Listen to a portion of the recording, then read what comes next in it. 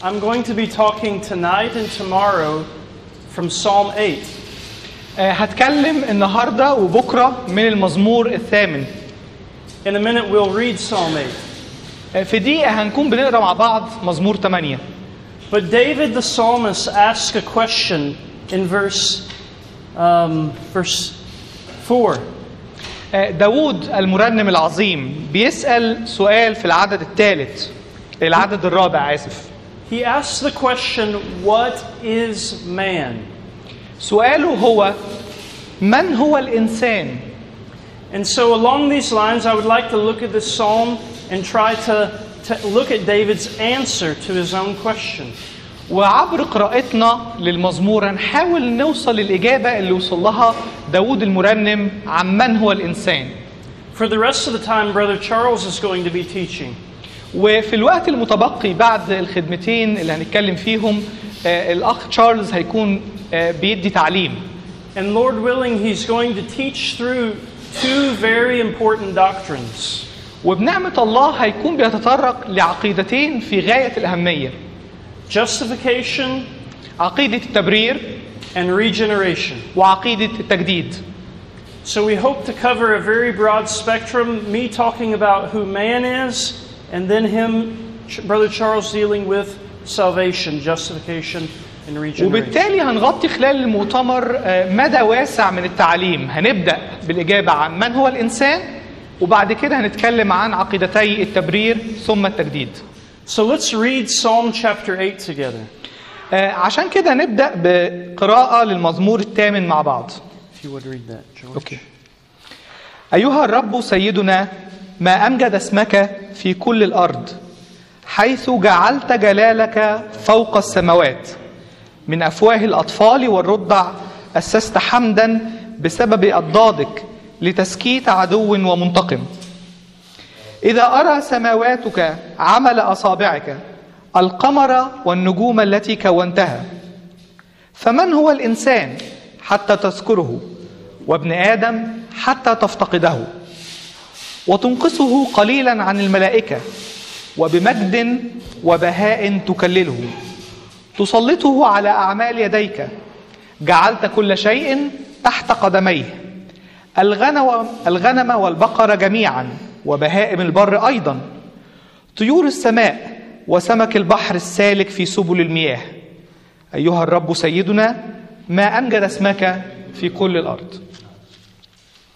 I remember when I was in college, I spent one winter term semester reading through a bunch of old novels. أتذكر وأنا طالب في الجامعة إن قضيت فترة شتاء كاملة بحاول أقرأ قصص وروايات. I read through many of the classics in the English language. وقريت عدد من الروايات الكلاسيكية في الأدب باللغة الإنجليزية. One of these was a Russian novel written by Leo Tolstoy. وأحد الروايات دي كان للكاتب الروسي الشهير ليو تولستوي. And it was called The Death of Ivan Ilyich. وكانت العنوان الرواية موت إيفن إليك. It was about a wealthy, self-centered judge in Russian society. وكانت الرواية عن شخص ثري في المجتمع الروسي. He and his family had just bought a new fancy apartment. وكان هو أسرته لسه شاريين شقة جديدة فخمة. And as a sign of their social status, he was hanging fine curtains in their new apartment. وكعلامة على الوضع الاجتماعي المميز اللي كانوا عايشين فيه، كانوا حاطين ستاير فخمة في الشقة دي. And the judge fell off the ladder that he was on, hit his side, and as a result of the injury died a few months later. وهو بيتسلق السلم عشان يركب الستاير دي وقع، وبسبب السقطة ظهره اتكسر، وبعدها بوقت مش كبير بشهور قليلة مات. The novel records the thoughts of this man who had lived only for himself as he's dying. والرواية بتتطرق فيما بعد للحديث عن هذا الشخص الثري اللي عاش كل حياته لنفسه فقط. It shows the end of his life as he's dying in both terror and agony. وبتروي القصة بالتفاصيل الوقت اللي فيه بيقارب على الموت وهو مشحون بالخوف والغضب والغيظ. And this is what it says about his death. وهناك بعض الكلمات اللي بتتكلم عن فترة موته أو وقت احتضاره.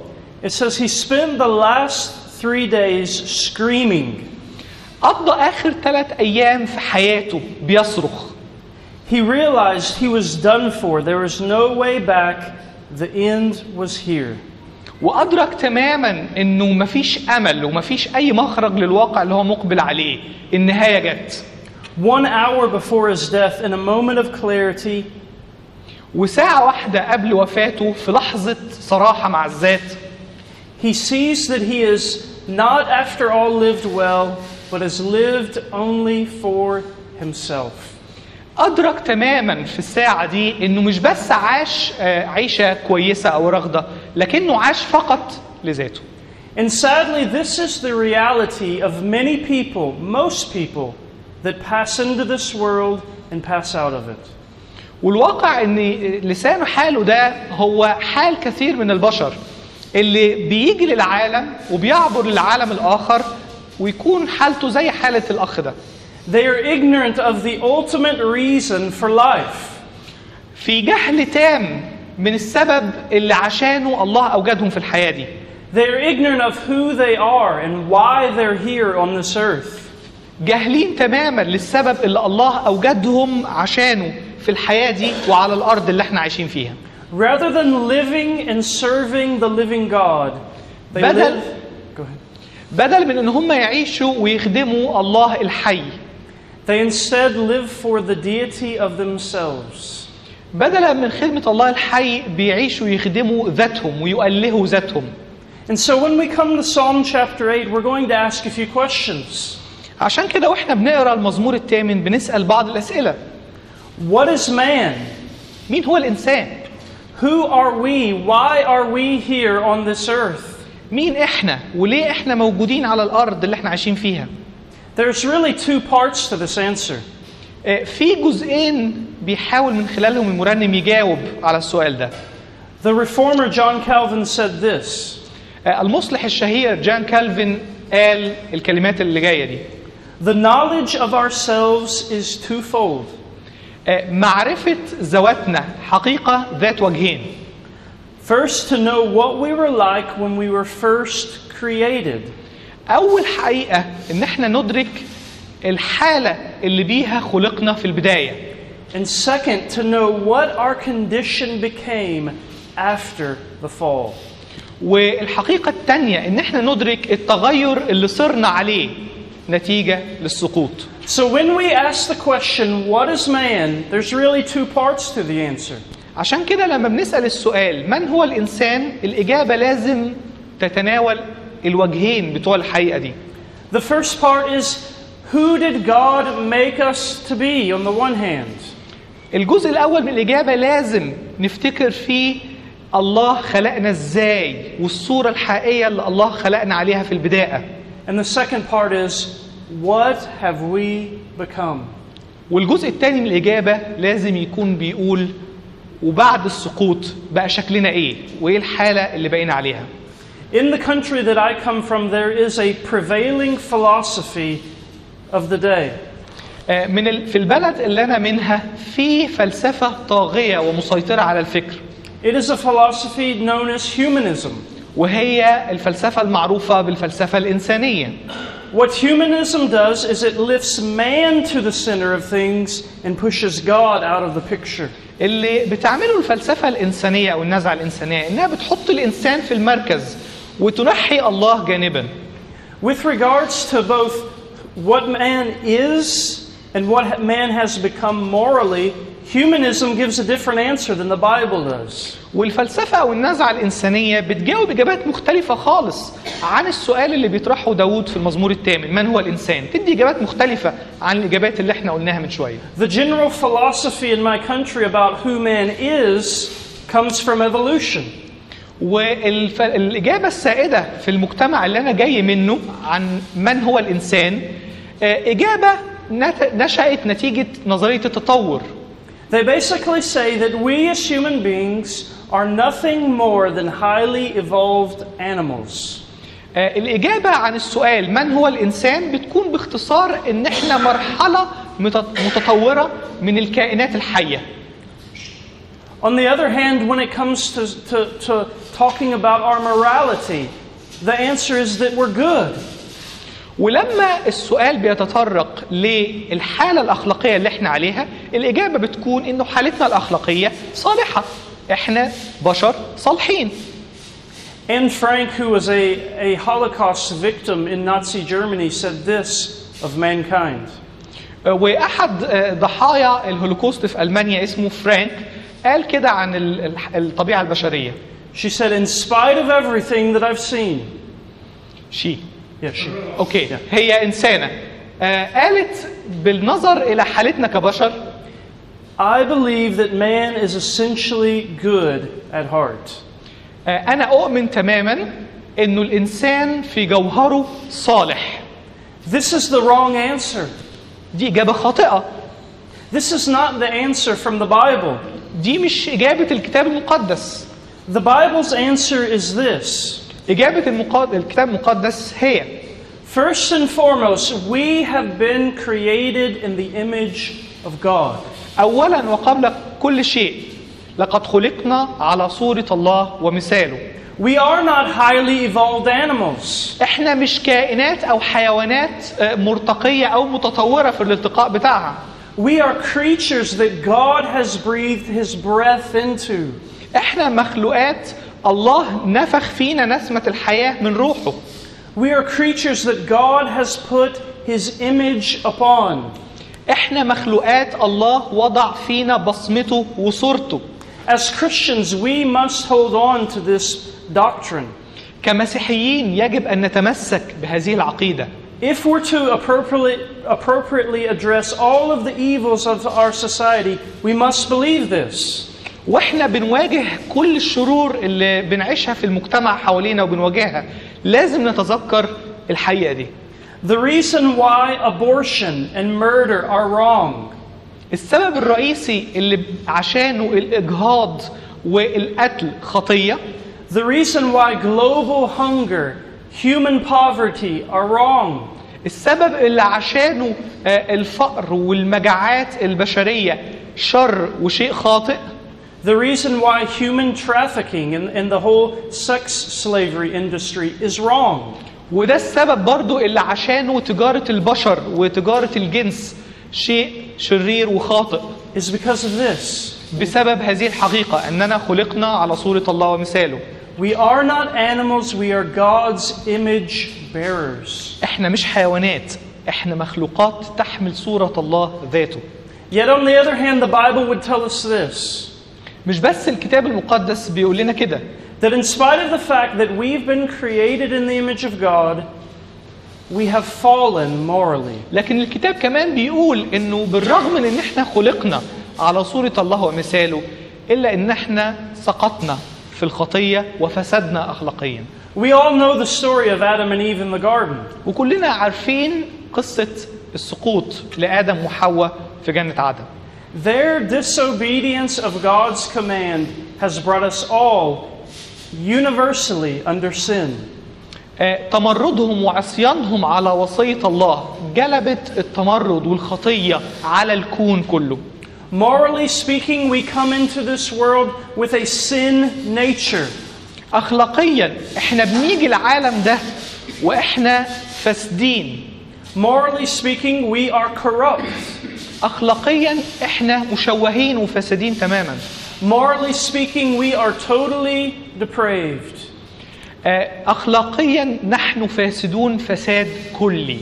And in spite of being made in the image of God, وبالرغم من حقيقة إن إحنا مخلوقين على صورة الله ومثاله، as a result of our corruption, we need salvation. بسبب السقوط والفساد إحنا محتاجين للخلاص. We're going to look at Psalm chapter 8. هنبص تاني على مزمور 8. Here the psalm is divided into four main sections. بنشوف إن المزمور مقسم إلى 4 أجزاء رئيسية. The psalm begins with a burst of praise towards God. المزمور بيبدأ بداية حمد، بينفجر بالحمد والتسبيح لربنا. And then after that we see two contrasts that the psalmist is seeing. وبعد البداية اللي فيها تسبيح بنشوف نقيضين موجودين في المزمور. The first is a contrast between children or infants and God's enemies. بنشوف تناقض واضح ما بين الأطفال والرضع وما بين أعداء الله. The second is a contrast between seeing and knowing. التناقض الثاني ما بين الرؤية والمعرفة. Or another way to say it would be a contrast between God's revelation generally or His revelation specifically. أو بشكل آخر تناقض ما بين الإعلان العام اللي في الطبيعة والإعلان الخاص اللي الله بيعلنه لخاصته. And then the psalm ends with a final burst of praise toward God. وفي النهاية المزمور بيختم زي ما ابتدى بتسبيح على الله. So let's look at this psalm. تعالوا نبص بعمق أكبر للمزمور. Keeping in mind that we're trying to answer the question, what is man? وما ننساش إنه هدف المزمور وهدف دراستنا إن إحنا نجاوب على السؤال من هو الإنسان. Theologians have talked about two ways of looking at God's glory. اللاهوتيين اتكلموا عن طريقتين بننظر بيهم لمجد الله. The first way is His internal glory, the glory that He has in and of Himself. الطريقة الأولى هي إن إحنا نبص على مجد الله في ذاته، مجد الله اللي بيتمتع به هو شخصياً. The second is His external glory that He is allowed to cover all of creation. والملمح الثاني لمجد الله المجد الخارجي اللي بيعكسه على كل الخليقة. The sun in the sky is a perfect illustration of this. السماء والشمس توضيح مميز جدا لفكرة مجد الله. السماوات تحدث مجد الله. It is a massive star that looms over our planet. الشمس نجم كبير جدا بيشع على الكوكب اللي احنا عايشين فيه. It has weight to it. في وزن وثقل ليها. It has size to it. في حجم كبير، حجمها كبير جدا الشمس كنجم. There's so many things about it that we'll never understand because we can't get close enough to look at it. في أمور وأسرار علمية موجودة في الشمس كمخلوق احنا حتى ما نقدرش نكتشفها بالكامل لأنها بعيدة جدا عننا. And yet the sun, though it's far away, makes its way here to earth. وبرغم بعد نجم الشمس عننا إلا إنها بتجد طريقها إلينا من خلال الأشعة بتاعتها والحرارة. The same is with God's glory. نفس الأمر مع مجد الله.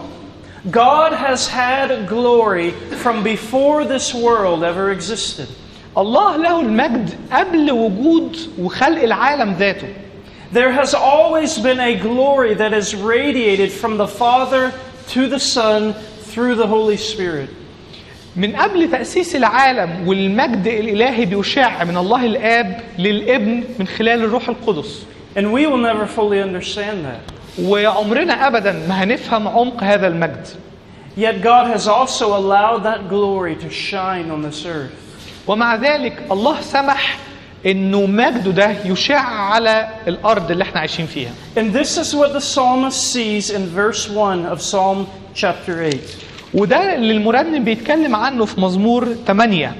He says, O Lord, our Lord, how majestic is your name in all the earth. أيها الرب سيدنا ما أمجد اسمك في كل الأرض. Here the psalmist is addressing God by His personal name. هنا المرنم بيتوجه لله وبيتقرب ليه باسمه الإلهي. He starts off by literally saying, O Yahweh. بيقول يا الله يهوه وده اسم الرب في العهد القديم. This is the personal name that God revealed to Moses in Exodus chapter 3. المرنم بيصلي لله وبيسبحه من خلال الاسم الذاتي اللي أعلنه الله لموسى على الجبل. Remember, Moses came before the burning bush. نتذكر لما موسى اقترب إلى العليقة المشتعلة بالنار. And Moses said, What is his name? What shall I say to them? وسأل الرب وقال لما يسألوني عن اسمك ماذا أقول لهم؟ And it says, God says to Moses, I am who I am. ورد عليه الرب وقال له أهيا الذي أهيا. This is a form of his personal name, Yahweh. ودي الصياغة اللي بتعبر عن اسمه اللي أعلنه لشعب إسرائيل، يهوه. We see several things about God in this name. بنشوف أمور عديدة عن اسم الله يهوه. He is dependent upon no one. He's self-existent. هو كلي أو ذاتي الوجود، لا يستمد وجوده أو كيانه من أي كائن آخر. He's transcendent. He's far beyond this earth. هو متسامي وأعلى جدا من كل الكون اللي هو خلقه. And he's eternal. He has always existed and always will exist. وهو أزلي وأبدي، كان دايما موجود قبل خلق العالم وسيستمر قائم بذاته إلى الأبد. And David the psalmist knows this. وداود المرنم بيعلم هذه الحقيقة. And as he's praying to God, he's addressing him by a personal covenant name. وهو بيصلي له، بيتوجه ليه في الصلاة بالاسم الذاتي اللي أعلنه لشعبه، شعب العهد. And yet he goes on to say, O Yahweh, our Lord. ومع ذلك بيقترب إليه بالاسم العظيم ده، لكن في نفس الوقت بيعبر عن الحميمية. أيها الرب يهوه، أنت سيدنا، أنت ملكنا. This is literally our Adonai, our sovereign Lord. وحرفيا بالعبري أدوناي معناها سيدنا أو ملكنا الشخصي. The very God that David knows personally, he's also confessing that he reigns over his life.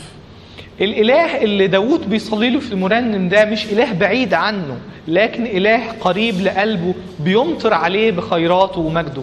And he goes on to say, how majestic is your name in all the earth. بيقول له يا سيدنا، ما أمجد اسمك في كل الأرض. God's name is majestic everywhere. اسم الله مجيد ومعظم في كل مكان. Though we as humans may fail to give it the praise that it deserves, it is still majestic nonetheless. حتى لو احنا كبشر خطاة فشلنا في ان احنا نعطي الله المجد اللائق به، هو سيظل مجيد إلى الأبد. As God has allowed His glory to shine down on this earth, it is displayed in full color everywhere. والله بيشع بمجده ده عشان يغطي كل العالم ويدي بهاء وألوان مجده في كل مكان في الأرض. And all of His attributes are displayed before us. وكل صفات الله الخاصة بتعلن أمام عينينا. We know that God is a loving God. بنعرف إنه الله إله محب. We know that He's a God of grace. بنعرف إنه إله نعمة. We know that He's a God of compassion. بنعرف إنه إله رحمة. Yet we also know that He's a God of justice. لكن كمان بنعرف إنه إله العدل. That He's a holy God. إنه إله قدوس. That He's a God that will send His wrath on those that deserve it. إنه إله سيرسل غضبه على كل من يستحق هذا الغضب. And this majesty of God is displayed everywhere. وكمالات مجد الله دي موجودة في كل مكان.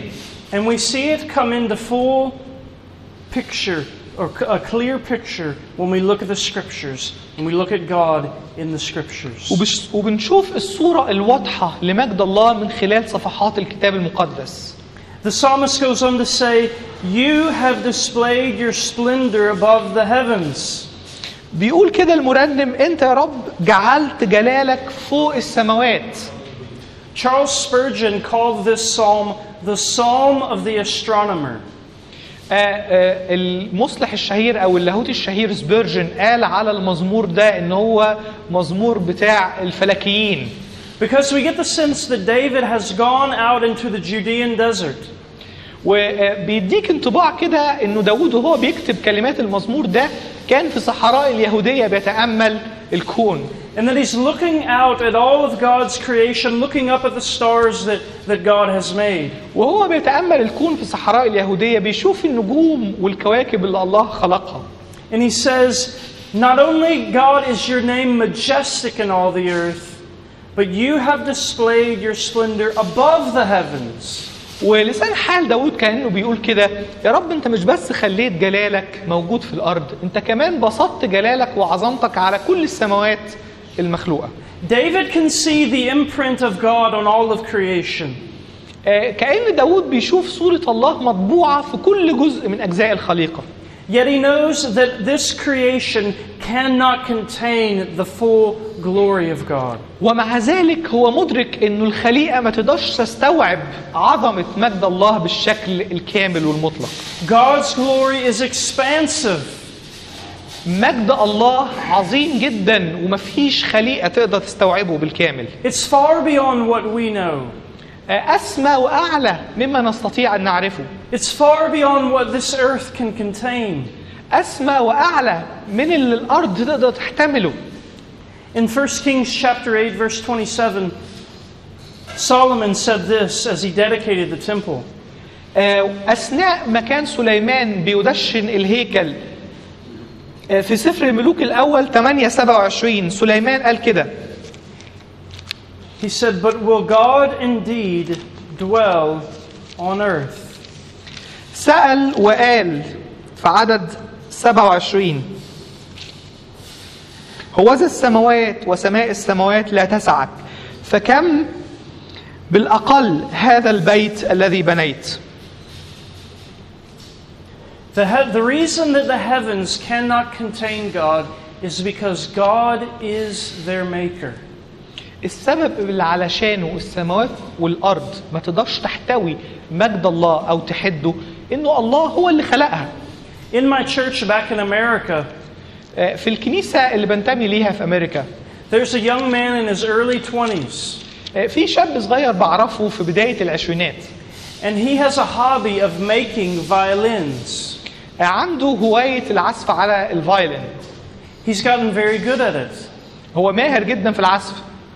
But if I were to have brought one of those violins to you, لكن لو أنا جبت لكم واحدة من الكمان دي أو الفايلين دي عشان تعزفوا عليها, you could tell me a little bit about the young man in my congregation, but you wouldn't know very much, would you? هتقدروا تقولوا لي بعض ملامح شخصية الشاب اللي أنا أعرفه في كنيستي في أمريكا, لكن مش هتقدروا توصفوه كله. Though the violin displays the handiwork of its maker, it doesn't display everything there is to know about it. الآلات بتعكس شيء من الشخص اللي صنعها, لكن مش بتوصف لنا ولا بتحكي لنا عن الشخص اللي صنعها بالكامل.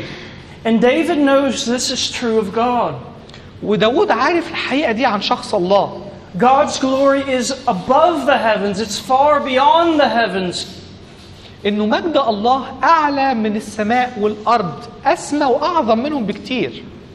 You may be asking at this point, why am I talking so much about God? I thought this was about what is man. يمكن وصلتوا لمرحلة في الوعظة اللي بتسألوا فيها ليه بتكلم كتير عن ربنا, مع إنه الموضوع اللي إحنا بندور عليه في المزمور هو من هو الإنسان. Well, a couple of reasons.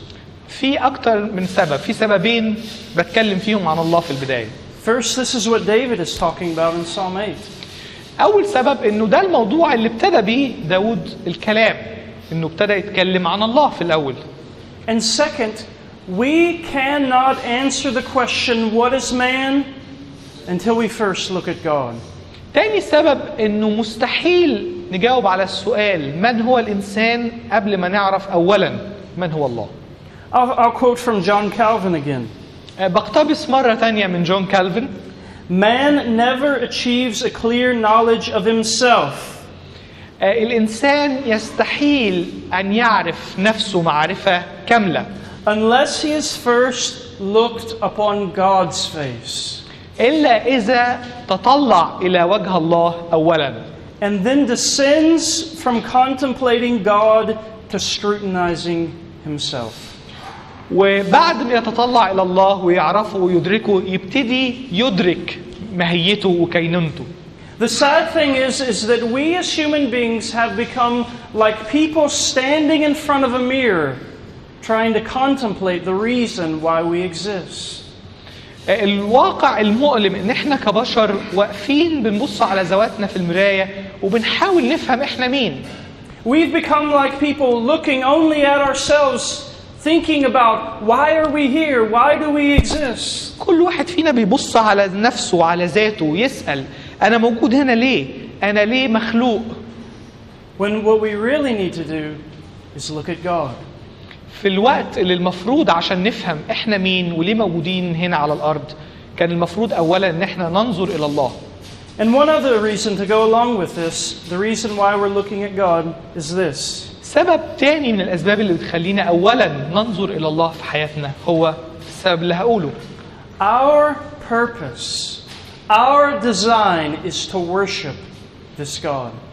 إنه الله خلقنا في المقام الأول وهدف حياتنا أن نعبد هذا الإله. That is the reason why we're here. ده السبب اللي عشانه إحنا موجودين في الأرض. That is the reason why God has made you. ده السبب اللي الله عشانه خلقك. The medieval theologian Thomas Aquinas said this. لاهوت العصر الوسيط توما الإكويني قال الكلمات اللي جاية دي. He said Psalm 8 places man halfway between the angels above and the beasts below. قال توما الإكويني إن المزمور الثامن بيحط الإنسان في مسافة ما بين السماء الكواكب والملائكة وما بين الوحوش والحيوانات. The angels above have a spirit but no body. الملائكة فوق الإنسان ليها روح لكن ملهاش جسد. The beasts below have bodies but no spirit. الكائنات الحية والوحوش اللي في الأرض ليها أجساد لكن ملهاش أرواح. And here we are in this so-called middle position. وإحنا كبشر في حالة وسيطة ما بين الملائكة وما بين الوحوش. And it is our special duty and privilege to look up. والامتياز والوظيفة اللي الله اداها لنا هو إن إحنا نبص لفوق. To look up beyond the angels to God. إن إحنا نبص لما وراء الملائكة، نبص لله ذاته. Rather than downward to the beasts. بدل ما نبص تحت الحيوانات والمخلوقات اللي تحتينا. And the result in us looking up is that we become increasingly more like God. وكل لما نبص ونتطلع إلى الله بنصير بالتدريج مشابهين لله. We see a perfect negative example of this in the scriptures. بنشوف صورة سلبية تماما نقيضة لده في الكتاب المقدس. Maybe we all remember the story of Nebuchadnezzar. بنفتكر صورة أو مثال الملك نبوخذ نصر مثلا.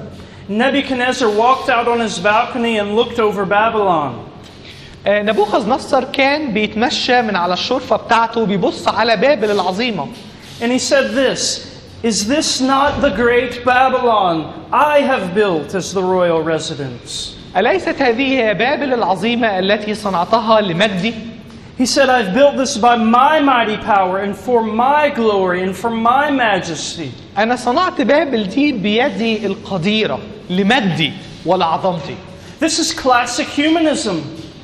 دي الإنسانية الكلاسيكية التقليدية. That things exist for man, by man, for man's glory.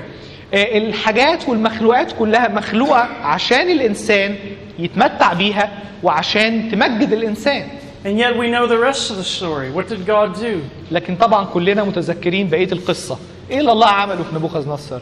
He said, "Okay, Nebuchadnezzar, if you're going to fail to look up, I'm going to make you like one of the beasts below." قال له حسنا يا نبوخذ نصر، انت فشلت في ان انت تبص لفوق وتشوف مجدي وعظمتي، انا هخليك زي الحيوانات ووحوش البهائم اللي في الارض. And he put him out in a field eating grass like a cow. وابتدى يبقى زيه زي الحيوانات بياكل العشب زي البقر. You see, as large as the sun is in our sky, we can block it out by our small hands. بنشوف انه الشمس العظيمة جدا واللي حجمها هائل بنقدر ساعات نحجبها عن عينينا من خلال كف ايدينا. And sadly, this is what humans do with God.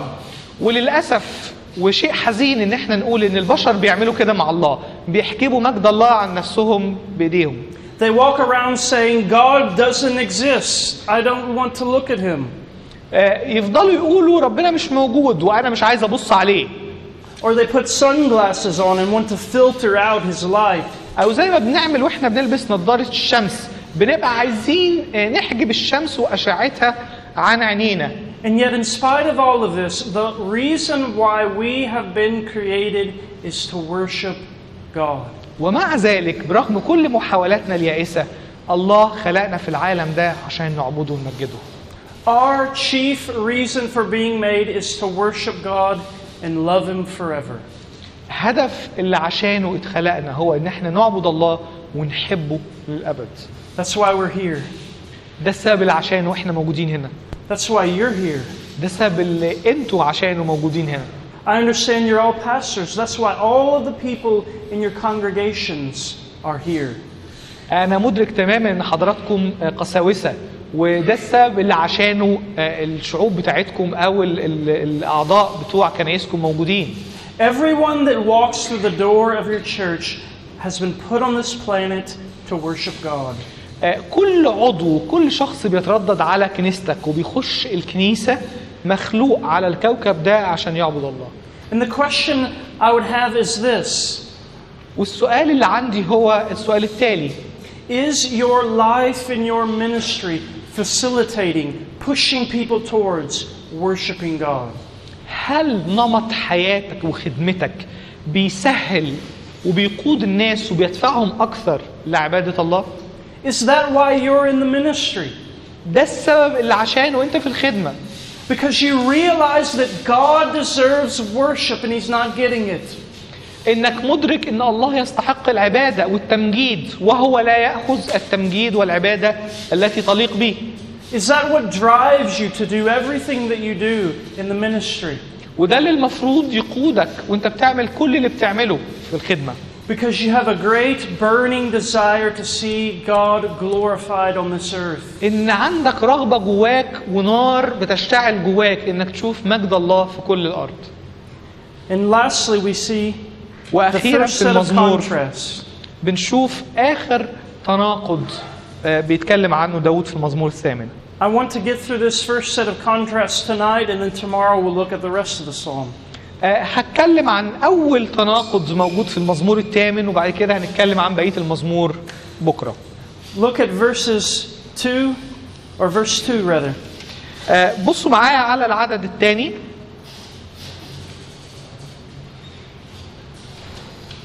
If you would read verse 2 of Psalm 8. Okay. Verse 2 only? Yeah, verse 2. Okay.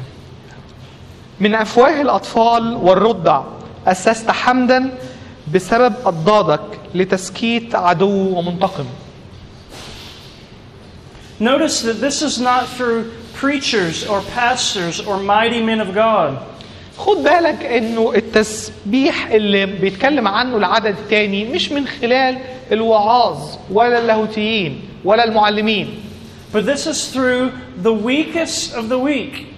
لكن من خلال أضعف الضعفاء. God is so powerful and so mighty that He can display His strength through even the weakest of humans. الله عظيم ومجيد جدا لدرجة إن هو يقدر يعلن عن مجده وبهائه من خلال أضعف الكائنات الموجودة. It says here, because of your adversaries, to make the enemy and the revengeful cease. بيقول كده من أفواه الأطفال والرضع أسست حمد وتسبيح أمام أعدائك لتسكيت عدو منتقم. God uses the mouths of infants and nursing babes to shut the mouths of all of His enemies. الله بيستخدم أفواه أطفال ورضع عشان يخرس ويسكت العدو. Notice that He doesn't that as He does this, He doesn't just defeat His enemies, but He's embarrassing them. خد بالك إنه العدد ده مش بيتكلم بس على تسكيت الأعداء، لكن كمان بيتكلم على عملية هزيمة بتحصل ليهم. And we see this type of thing all throughout history. وبنشوف النمط ده في كل التاريخ. Where there's victories against all odds. لما بنشوف انتصارات الله بيصنعها ضد أعدائه. We saw it with Daniel in the lion's den. بنشوف الحدث ده في إنقاذ دانيال من جب الأسود. And in the scriptures we saw it with King David and Goliath. وفي الكتاب المقدس بنشوف الأمر ده في قصة داوود وجولياط. Everyone in Israel said Goliath was too big to hit. كل الناس اللي في شعب إسرائيل قالوا جولياط أعظم من إنه حد يهزمه أو يقهره. David said he's too big to miss. داود قال هو كبير جدا لدرجة ان محدش ما يقدرش يهزمه. Everyone in Israel said, look how big he is compared to us. الناس اللي في إسرائيل غير داود كانوا بيقولوا بصوا قد إيه هو أكبر وأعظم حجما مننا. And David said, look how small he is compared to God. لكن داود قال بصوا قد إيه هو صغير مقارنة بالله. The reason why David can defeat a Goliath is because David is looking to God. السبب اللي خلى داود ينتصر على جولياط إن داود نظر أولا إلى الله. David has lifted his eyes from this world and looking at things from our perspective to looking at things from God's perspective. داود رفع عينه من على الأرض وتوقف عن إن هو يبص للعالم من المنظور البشري عشان يبص على جولياط من منظور الله ذاته. And I want us to look at how Jesus Christ himself fills this verse with real meaning. وعايز اتوقف عند حقيقة ان يسوع المسيح نفسه بيملأ العدد ده وبيديله معناه الحقيقي الكامل. Look at Matthew chapter 21 verses 15 and 16. بص معايا على انجيل متى الاصحاح 21 والاعداد 15 و16. If you would read verses 15 and 16.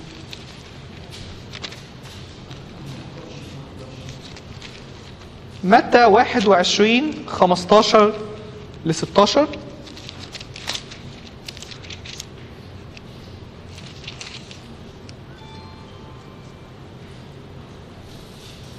فلما رأى رؤساء الكهنة والكتبة العجائب التي صنع والأولاد يصرخون في الهيكل ويقولون أصنع لابن داود غاضبوا وقالوا له أتسمع ما يقول هؤلاء؟ فقال لهم يسوع نعم أما قرأتم قط من أفواه الأطفال والرضع هيأت تسبيحا. Did you notice something here? هل لاحظتم شيء هنا؟ In Psalm 8 it says from the mouths of infants and nursing babes you have established strength. مزمور 8 الترجمة الحرفية ليه إنه من أفواه الأطفال والرضع أسست قوة. And yet when Jesus quotes Psalm 8 he says this. لكن لما يسوع المسيح اقتبس نفس العدد من المزمور الثامن he says out of the mouth of infants and nursing babes you have prepared praise. غير الترجمة أو ادى معنى جديد للكلمة وقال من أفواه الأطفال والرضع هيأت تسبيحا. Now Jesus is not misquoting Psalm 8. يسوع المسيح لم يسئ اقتباس مزمور الثمانية. He's quoting from the Greek translation of the Old Testament, the Septuagint. لأنه ببساطة كان بيقتبس من النص اليوناني للعهد القديم المعروف بالترجمة السبعينية. And the Septuagint translators, instead of putting the word for strength in there, they put praise. والمترجمين اللي ترجموا النص العبري إلى اللغة اليونانية بدل ما يكتبوه أسست قوة ترجموها أسست تسبيحا أو حمدا. There's evidence that these translators had in their mind the Psalm of Moses and Miriam. واضح ان المترجم اللي ترجم الآية دي من العبري لليوناني كان في ذهنه تسبيحة مريم أخت موسى. And in that song they're praising God for his destruction of his enemies.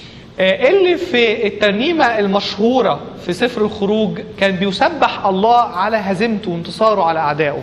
In Moses' song, God's strength and God's praise go hand in hand.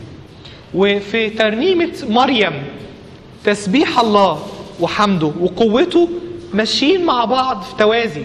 In fact, some scholars tell us this. لدرجة إن بعض العلماء والدارسين بيقول كده.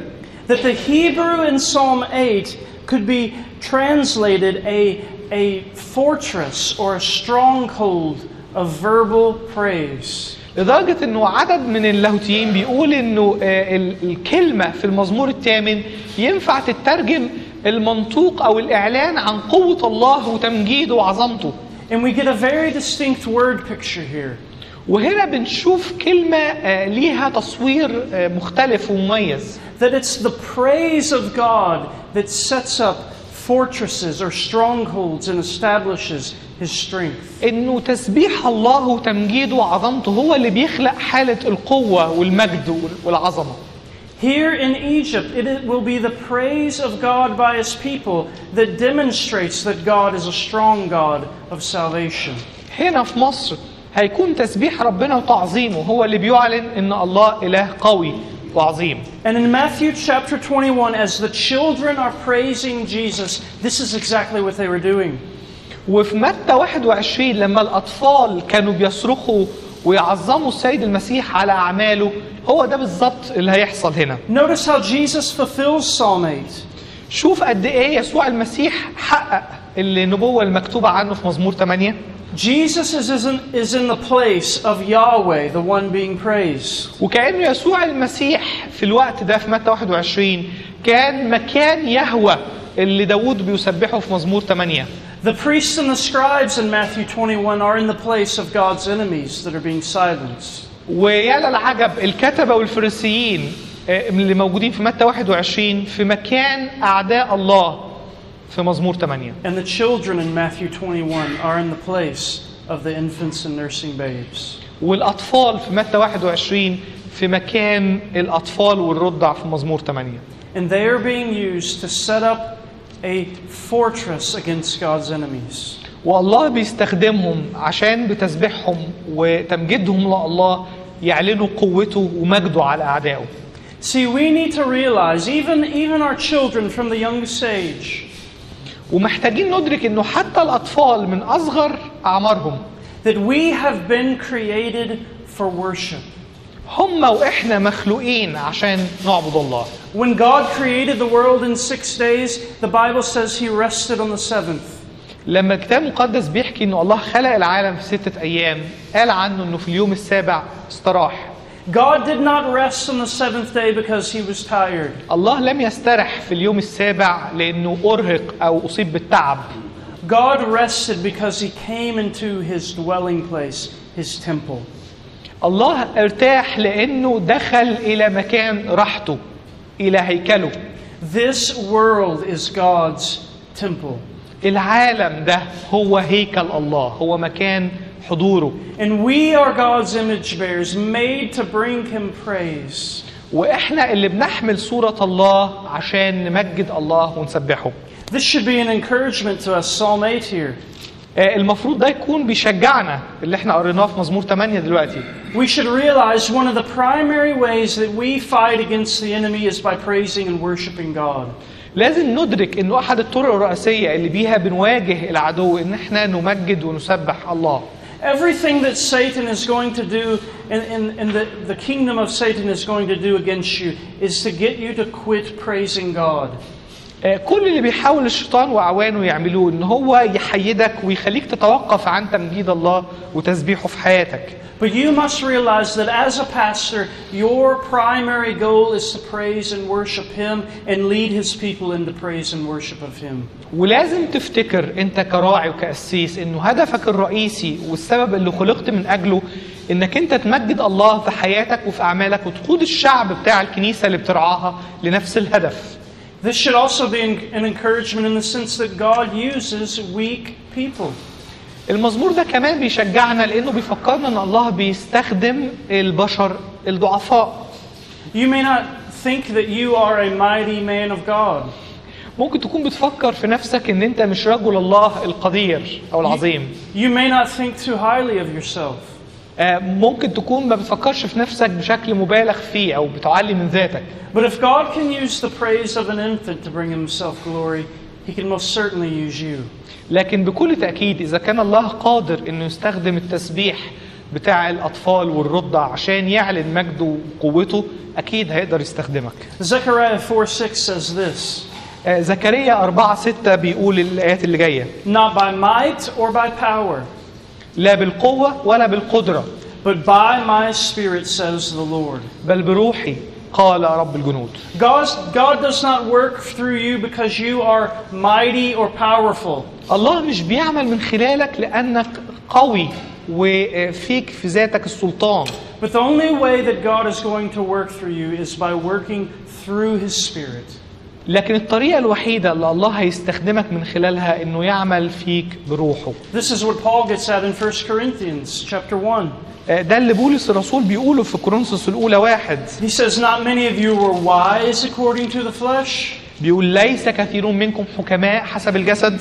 Not many of you were mighty, not many of you were noble. ليس كثيرون أقوياء، ليس كثيرون شرفاء في عدد 26. But God has chosen the foolish things of the world to shame the wise. بل اختار الله الأمور الجاهلة في العالم ليخزي الحكماء. And God has chosen the weak things of the world to shame the strong. والله بيستخدم الأمور الضعيفة في العالم ليخزي الأقوياء. And men, as pastors, that's why you're here on this earth. كرعاة وقساوسة أنتم موجودين في هذا العالم لنفس الهدف. You are to be instruments in God's hand to bring Himself glory. إنكم تكونوا أدوات في يد الله عشان يمجد ذاته من خلالكم. Let's pray. خلينا نصلي.